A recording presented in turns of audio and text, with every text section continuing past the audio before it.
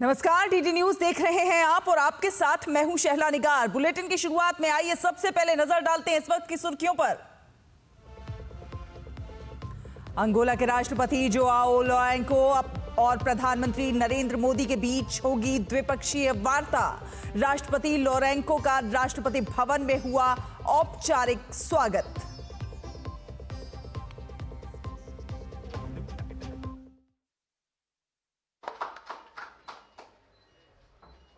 समय प्रेस वार्ता जो हो रही है। Mister Rajiv Malik, senior director वॉका, Chaitanya from IICT।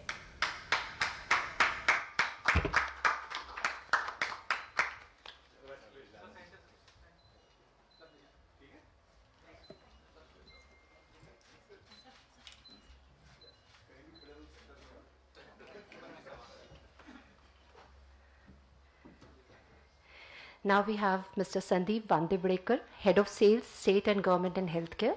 And for IICT, we have Mr. Subhash Sapru.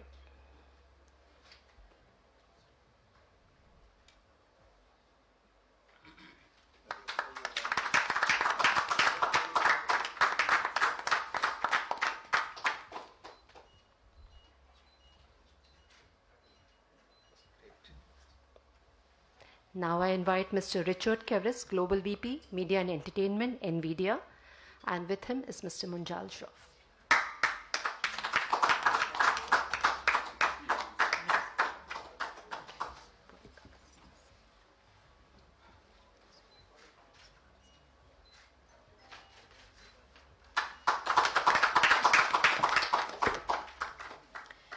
And for Meta, we have Ms. Pallavi. For Meta, we have Mr. Sunil Ibrahim, Director Public Policy, and Mr. Birendra Ghosh is representing IICT.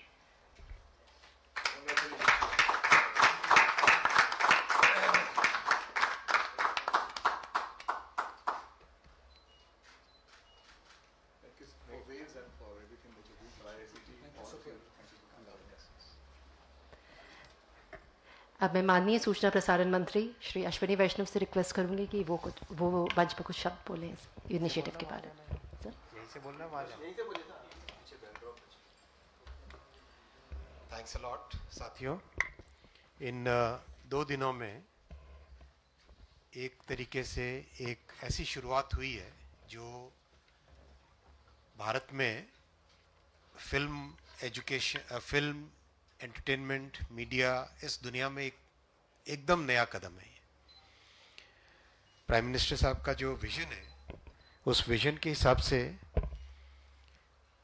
Bharat media और entertainment में global leadership लेने की ताकत रखता है।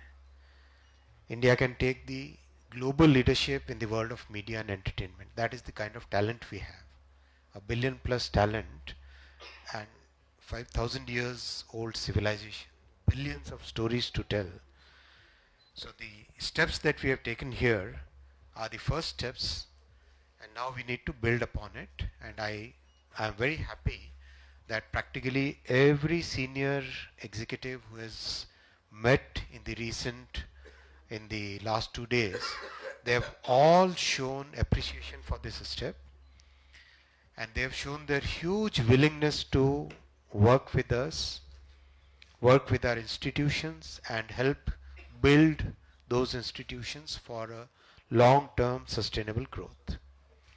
I thank all the industry participants, and I wish IICT will be such a major institution in the coming days that this will set the same template that we created for our IIT system and the IIM system. Similar stuff, similar template we'll try to create. I look forward to more and more inputs from the industry participants. We are very open-minded government. Our Prime Minister always encourages us to listen and make the changes which are required for helping our youngsters, helping our talent find the right opportunities. Thank you. Wish you all the best. Thank you, sir. Now I invite Mr. Vaishnav to have an interaction with the media representatives and have a group photograph with them. No media. The company representatives.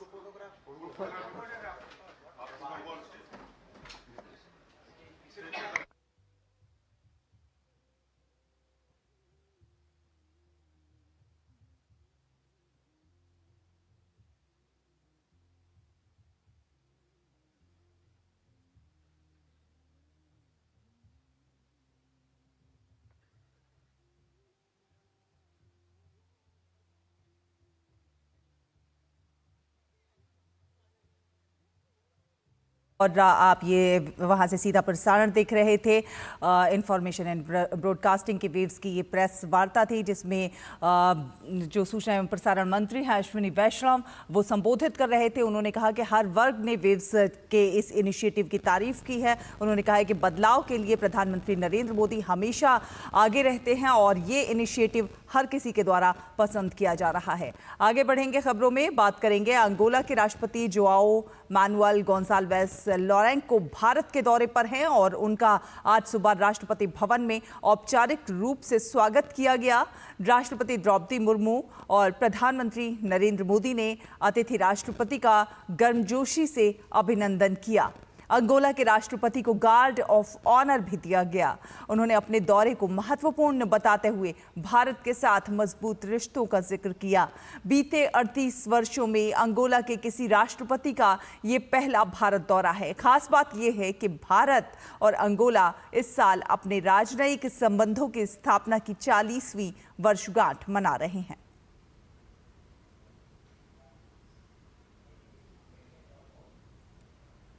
Angola के राष्ट्रपति Joao manual Gonsalves लोरेंको ने राष्ट्रपिता महात्मा गांधी को श्रद्धांजलि अर्पित की। उन्होंने दिल्ली स्थित राजघाट पहुंचकर बापू की समाधि पर श्रद्धा सुमन अर्पित किए।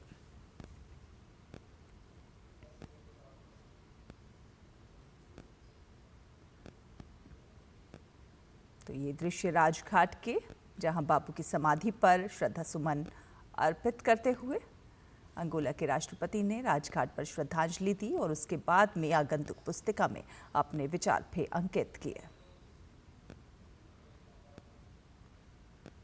प्रधानमंत्री नरेंद्र मोदी आज नई दिल्ली में अंगोला के राष्ट्रपति जोआओ मैनुअल गोंसाल्वेस लोरेंको के साथ प्रतिनिधिमंडल स्तरीय वार्ता करेंगे।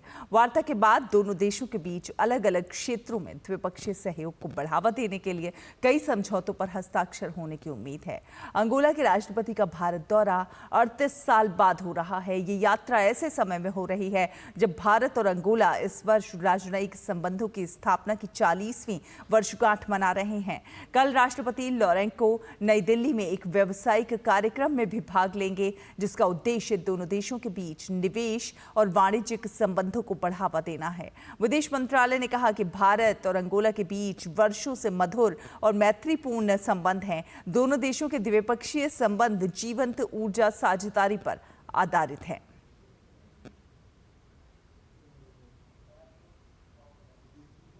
भारत अंगोला के संबंधों में इस यात्रा से एक नई ऊर्जा मिलने वाली है। आइए दोनों देशों के बीच कैसे हैं ये संबंध, इन संबंधों को समझने की, जानने की कोशिश करते हैं। राजनयिक संबंधों के 40 वर्ष पूरे हो रहे हैं। भारत अंगोला के संबंधों में नित नई ऊर्जा का संचार हो रहा है। भारत ने अंगोला के स्वतंत्रता संग्राम का समर्थन किया था।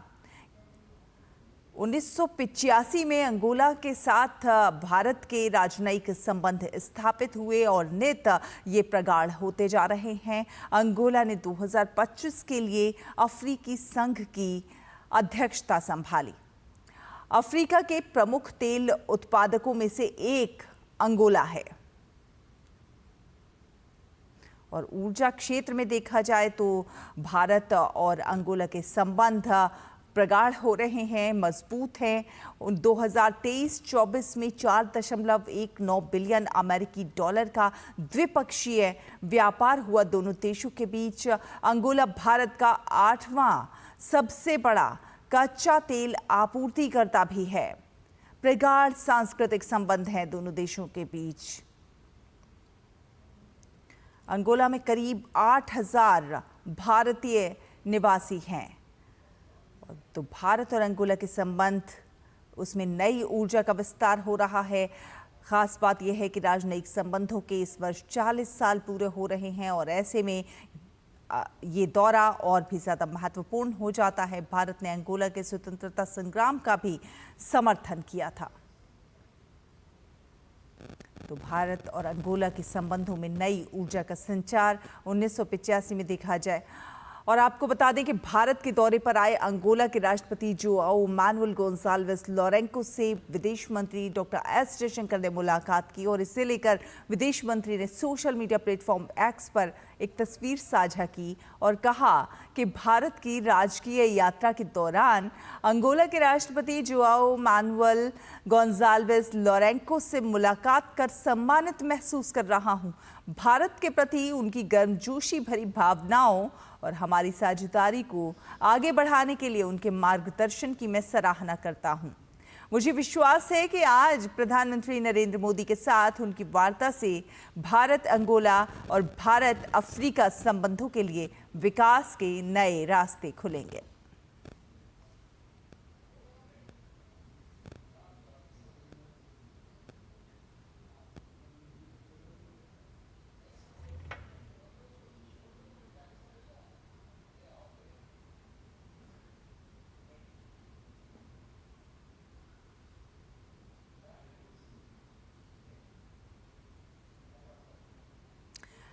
खबरों में आगे बढ़ेंगे। आपको बता दें कि पंजाब के पूर्व मुख्यमंत्री और कांग्रेस नेता चरणजीत सिंह चन्नी के सर्जिकल स्ट्राइक पर सवाल उठाने के मुद्दे पर कांग्रेस एक बार फिर से घिरती हुई नजर आ रही है।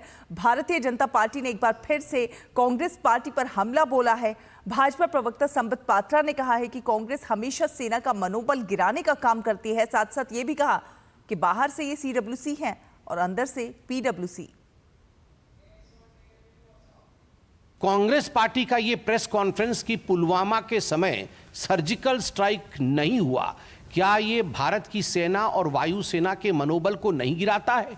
हर समय पाकिस्तान के आतंकवादियों को और पाकिस्तान की सेना को ऑक्सीजन सप्लाई करने का काम ये कांग्रेस पार्टी करती है। उनका मनोबल बढ़ाने का काम ये कांग्रेस पार्टी करती है। ये बाहर से CWC है और अंदर से PWC है। बाहर से कांग्रेस वर्किंग कमेटी है और अंदर से देखा जाए तो पाकिस्तान वर्किंग कमेटी है। भाजपा ने कांग्रेस कार्य समिति के प्रस्ताव में रणनीति पर पूछे गए सवाल पर भी करारा हमला बोला। संबित पात्रा ने कहा कि कांग्रेस नेताओं में पाकिस्तान को रणनीति बताने की होड़ लग जाएगी। कहते हैं रिजोल्यूशन में हमें स्ट्रेटेजी बता दीजिए, हमें स्ट्रेटेजी बता दीजिए, किस समय, कहां, कैसे, किस हथियार से आप क्या करेंगे, ये स्ट्रेटजी हमें बता दीजिए। वाह, आपको स्ट्रेटजी बता दे और आप तुरंत पाकिस्तान पहुंच जाए डिक्लेयर करने के लिए कि ऐसा होने वाला है। तुरंत, बिना, मैं आपको गारंटी करता हूं, इनको अगर स्ट्रेटजी बताई जाए ये PWC वालों को, तो ये बिना समय गवाए कंपटीशन होगा, होड़ होगा इनके अंदर कि पाकिस्तान को पहले कौन बताएगा। ये सारे PWC वाले वहां पहुंच जाएंगे बताने के लिए। और आपको बता दें कि पाकिस्तान की सेना ने जम्मू कश्मीर में LOC नियंत्रण रेखा पर भारतीय चौकियों पर बिना किसी उकसावे के एक बार फिर गोलीबारी की है। सैन्य सूत्रों ने बताया है कि 2 और 3 मई की रात को पाकिस्तान की सेना ने कुपवाड़ा, उरी और अखनूर सेक्टरों में छोटे हथियारों से फायरिंग की। भारतीय सेना ने तुरंत और उचित जवाब दिया है। पाकिस्तान ने लगातार 9वें दिन पाकिस्तान ने फिर से सीज फायर का उल्लंघन किया। पाकिस्तान ने कल देर रात नियंत्रण रेखा पर फिर से फायरिंग की। नियंत्रण रेखा से सटे कुपवाड़ा, उरी और अखनूर सेक्टरों में बिना उकसावे के छोटे हथियारों से गोलीबारी की। वहीं भारतीय सेना ने पाकिस्तान की गोलीबारी का मुंह तोड़ जवाब दिया। जम्मू कश्मीर के पहलगाम में हुए आतंकी हमले के बाद देशभक्ति से ओतप्रोत एक खबर आई है। 1971 की लड़ाई में पाकिस्तान के छक्के छुड़ाने वाली इंडियन आर्मी के retired captain KN Amarjeet Kumar ने थल सेना अध्यक्ष को पत्र लिखकर पाकिस्तान के खिलाफ फिर से हथियार उठाने की इच्छा जताई है। जनरल उपेंद्र द्विवेदी को लिखे एक पत्र में रिटायर्ड कैप्टन अमरजीत कुमार ने लिखा है कि एक सिपाही कभी रिटायर नहीं होता, मरने के बाद भी नहीं। भारतीय सेना के इस वीर सपूत का ये खत देश के नौजवानों के लिए प्रेरणादायक है। फिलहाल एक छोटा सा ब्रेक के उस पार खबरों का सफर जारी है। देखते रहिए डीडी न्यूज।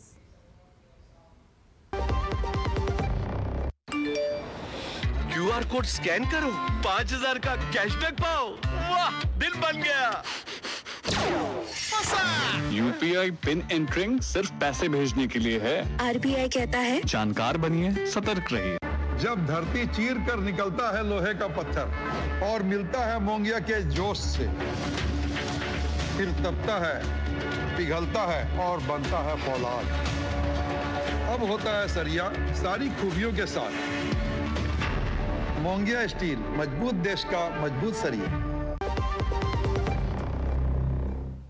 ब्रेक के बाद स्वागत है। आपको बता दें कि गोवा के शिरगांव में श्री लहराई यात्रा के दौरान भगदड़ में 6 लोगों की मौत हो गई है। हादसे में 26 से ज्यादा लोगों के घायल होने की संभावना है, जबकि कई लोगों की हालत गंभीर बताई जा रही है। घायलों का गोवा मेडिकल कॉलेज और नॉर्थ गोवा डिस्ट्रिक्ट हॉस्पिटल में इलाज चल रहा है। घटना की सूचना मिलते ही मुख्यमंत्री डॉक्टर प्रमोद सावंत ने नॉर्थ गोवा डिस्ट्रिक्ट हॉस्पिटल और बिचोलिम अस्पताल जाकर घायलों से मुलाकात की। साथ साथ अधिकारियों को सभी आवश्यक चिकित्सा सुविधाएं उपलब्ध कराने के निर्देश दिए हैं। इस हादसे पर गोवा के मुख्यमंत्री प्रमोद सावंत ने कहा है कि ये एक दुर्भाग्यपूर्ण घटना है। घायलों का अस्पताल में इलाज चल रहा है। प्रधानमंत्री नरेंद्र मोदी ने फोन कर घटना की जानकारी ली और केंद्र सरकार की ओर से हर संभव मदद का आश्वासन दिया है। घायलों के इलाज की पूरी व्यवस्था की जा रही है। ये इंसिडेंट जो हुआ दुखद घटना है। इस तरह के इंसिडेंट पहले कभी नहीं हुआ था। इन लोगों को शिफ्ट किया तो शिफ्ट हॉस्पिटल में लाने से पहले ही 6 लोगों की डेथ हो चुकी थी। कुछ लोगों को रिफ़र हमारे डिस्ट्रिक्ट हॉस्पिटल में किया था। वह डिस्ट्रिक्ट हॉस्पिटल में भी मैं खुद होके गया। वहाँ पे 4 लोगों की डेड बॉडीज़ थी और बाकी 10 लोग एडमिट थे। उनके ट्रीटमेंट अच्छी तरह से कर रहे हैं। इस इंसिडेंट्स के बारे में खुद होके प्राइम मिनिस्टर नरेंद्र मोदी जी ने मुझे आज सुबह ही फ़ोन लगाया और इस इंसिडेंट्स की पूरी उन्होंने पूछताछ की और जिन को कुछ सपोर्ट चाहिए तो सपोर्ट देने की भी उन्होंने कहा कि और कुछ सपोर्ट चाहिए तो खुद होके सेंटर से भी वो देने के कहा। लेकिन हम पूरी तरह से सभी की ट्रीटमेंट और बाकी व्यवस्था कर रहे हैं। और अब बात करेंगे वेव्स 2025 की।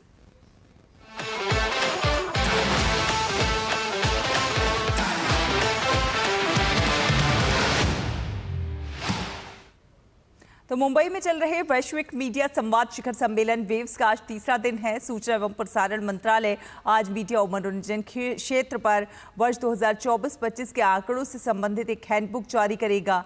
ये मीडिया और मनोरंजन क्षेत्र पर समयबद्ध, विश्वसनीय, प्रामाणिक और व्यापक डेटा की जरूरत को लेकर सरकार की संजीदगी को दर्शाता है, क्योंकि मीडिया और मनोरंजन सेवा क्षेत्र का एक अहम भाग है जिसमें देश की अर्थव्यवस्था के विकास में योगदान करने की अपार क्षमता है।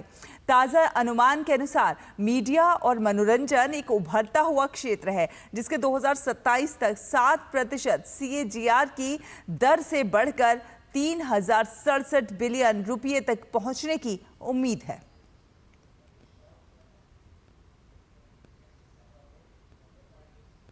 मुंबई में world audio visual and entertainment summit waves 2025 के तीसरे दिन आज सामुदायिक रेडियो पर राष्ट्रीय सम्मेलन होगा। इसमें नवीनतम रुझानों, नीतियों और कार्यक्रमों पर विचार विमर्श होगा और इसका उद्देश्य लोगों को सशक्त बनाना और स्थानीय समुदाय के साथ अधिक प्रभावी ढंग से जुड़ने की क्षमता में वृद्धि करना है। ये सामुदायिक रेडियो केंद्रों को एक दूसरे से जुड़ने, सीखने और सर्वोत्तम परंपराओं को साझा करने का एक मंच भी प्रदान करेगा। ये कार्यक्रम सूचना और प्रसारण मंत्रालय ने भारतीय जनसंचार संस्थान के सहयोग से आयोजित किया है।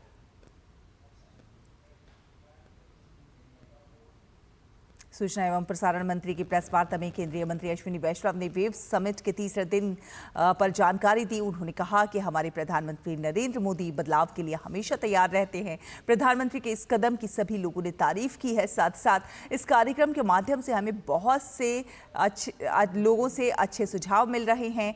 इस कार्यक्रम में समझौता ज्ञापन का आदान प्रदान भी हुआ है। भारत में फिल्म एजुकेशन, फिल्म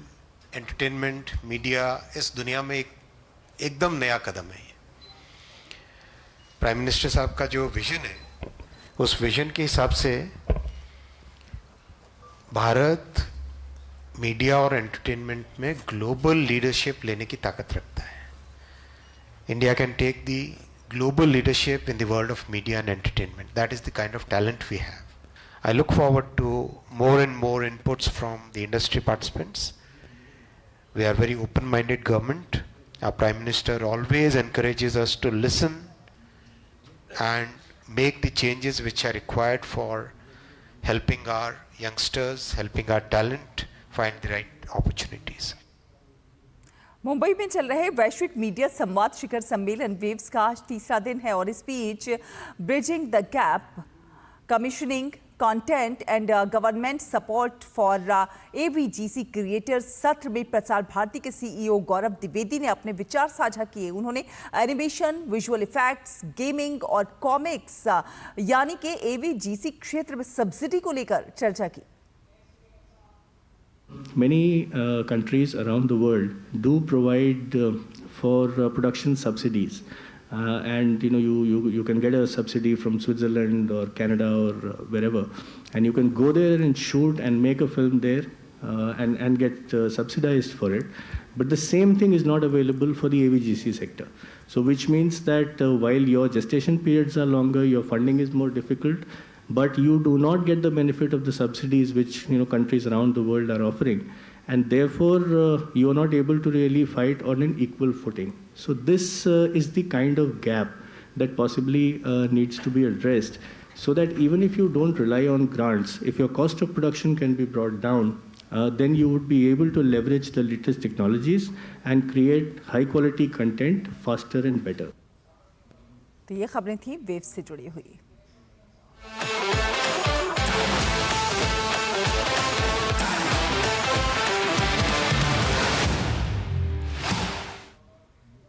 और अब खुद कुछ अंतर्राष्ट्रीय खबरों का रुख करते हैं. आपको बता दें कि ऑस्ट्रेलिया में आम चुनाव के लिए मतदान जारी है. इस बार चुनाव में लेबर पार्टी के एंथनी एल्बनीज और पीटर डटन की लिबरल पार्टी के बीच मुख्य मुकाबला माना जा रहा है. फिलहाल ऑस्ट्रेलिया में अभी लेबर पार्टी की सरकार है. चुनाव में पीएम एंथनी एल्बनीज सरकार दूसरी बार 3 साल के कार्यकाल के लिए संघर्ष करेगी. देश में सस्ते आवास की कमी, ऊंची ब्याज दरें और जीवाश्म ईंधन से पैदा बिजली को लेकर प्रमुख राजनीतिक दल पूरी तरह से विभाजित हैं. साथ साथ चीन से निपटने के तरीकों को लेकर भी प्रमुख दलों में मतभेद हैं. और ऐसे में विपक्षी नेता पीटर डटन ने कई मुद्दों पर पीएम एल्बनीज को घेरा है. पर अगर सर्वे की माने तो इस बार भी सीधा झुकाव लेबर पार्टी की ओर ही दिखाई दे रहा है.